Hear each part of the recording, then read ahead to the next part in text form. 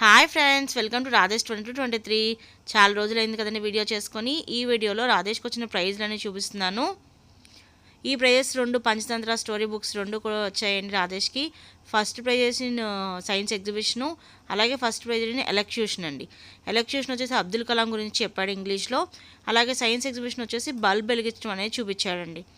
అలాగే annual day సందర్భంగా కొన్ని కాంపిటీషన్స్ జరిగాయి. ఫ్యాన్సీ డ్రెస్ గెటప్ అండి, ఇదిగోండి జై జవాన్ జై కిసాన్ గెటప్ వేశాడు. ఫస్ట్ ప్రైజ్ వచ్చిందండి రాధేష్కి, ఇదిగోండి ఫస్ట్ ప్రైజ్ది. సో ఆ వీడియో ఇప్పుడు చూసేద్దామా మరి.